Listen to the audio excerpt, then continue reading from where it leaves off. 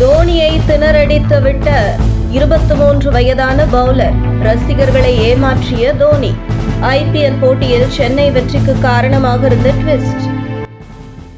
IPL cricket திருவிழாவில் சென்னை சேப்பாக்கம் மைதானத்தில் நடந்த மும்பை இந்தியன்ஸ்க்கு எதிரான ஆட்டத்தில் சென்னை சூப்பர் கிங்ஸ் அணி 4 விக்கெட் வித்தியாசத்தில் வெற்றி பெற்றது.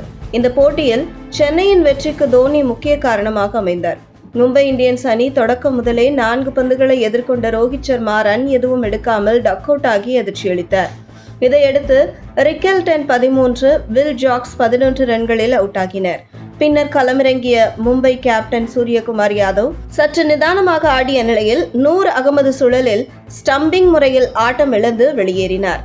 சூரியகுமார் யாதவின் விக்கெட் போட்டியில் முக்கிய திருப்புமுனையாக அமைந்தது. விக்கெட் கீப்பர் மகேந்திர சிங் தோனி சூரியகுமார் யாதவை 0.12 வினாடிகளில் ஸ்டம்பிங் செய்து அதரவிட்டார். சூரியகுமார் சற்று தடுமாறிய வினாடியில் மஹியின் மின்னல் வேக ஸ்டம்பிங்கில் சிக்கி அவுட் ஆனார். 43 வயதானாலும் லைன் இஸ் ஆல்வேஸ் லைன் என்பதை போல் தோனியின் ஸ்டம்பிங் இருந்தது. மேலும் இந்த போட்டியில் தோனி எப்போது களமிறங்குவார் என ரசிகர்கள் ஆவலுடன் எதிர்பார்த்திருந்தனர். CSKவின் வெற்றிக்கு 8 பந்தில் 4 ரன்கள் இருந்தபோது தோனி உள்ளே களம் புகுந்தார். ஆனால் 2 பந்துகளை சந்தித்த தோனி ரன் ஏதும் எடுக்கவில்லை. இதனால் ரசிகர்கள் ஏமாற்றமடைந்தனர்.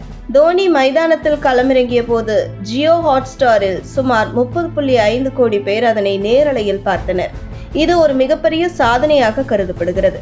இந்த நிலையில் சென்னை அணியின் கேப்டன் பதவி இப்போது ருத்ராஜ் கெய்க்வாட் வசம் இருந்தாலும் விக்கெட் பின்புலத்தில் தோனியின் பங்களிப்பு அணியின் ஒட்டுமொத்த நம்பிக்கைக்கும் அடையாளமாகவே உள்ளது.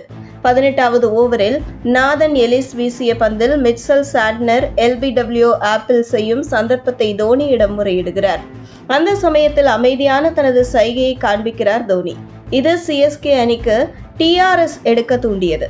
உடனடியாக நம்பிக்கை வைக்கிற தோனியின் கண் பார்வையை ருத்ராஜ் கெய்க்வாட் நோக்கி திரும்பியதும் அதனை புரிந்து கொண்ட ருத்ராஜ் உடனே TRS எடுக்க நடுவரிடம் முறையிட்டார். ரிப்ளேவில் பந்து ஸ்டம்பின் மேல் பகுதியை தாக்குவதை உறுதிப்படுத்தியதோடு மும்பை இந்தியன்ஸ் அணிக்கு இன்னொரு முக்கியமான விக்கெட் இழப்பு ஏற்பட்டது. அவுட் என்ற தீர்ப்பு திரையில் வந்தவுடன் நாதன் எலிஸ் நேரடியாக தோனியை நோக்கி சென்று கொண்டாட்டத்தில் ஈடுபட்டார். இது தோனியின் சரியான கணிப்பை மீண்டும் நிரூபித்துள்ளது. இந்த போட்டியில் 24 வயதான சுழற்பந்து வீச்சாளரான விக்னேஷ் புத்தூர் சென்னை சூப்பர் கிங்ஸ் எதிரான பெரிய விக்கெட் மோதலில் ருத்ராஜ் கெய்க்வாட், சிவம் துபே மற்றும் தீபக் ஹூடா ஆகியோரின் பெரிய விக்கெட்டுகளை வீழ்த்தியதன் மூலம் மும்பை இந்தியன்ஸ்க்காக தனது IPL அறிமுகத்தில் தாக்கத்தை ஏற்படுத்தினார்.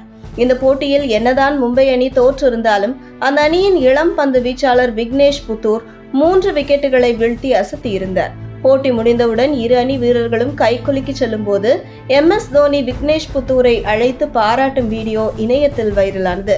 சுமார் 30 லட்சத்திற்கும் மும்பை இந்தியன்ஸ் அணி விக்னேஷ் புத்தூரை ஏலம் எடுத்துள்ளது. உங்கள் தின சேவல்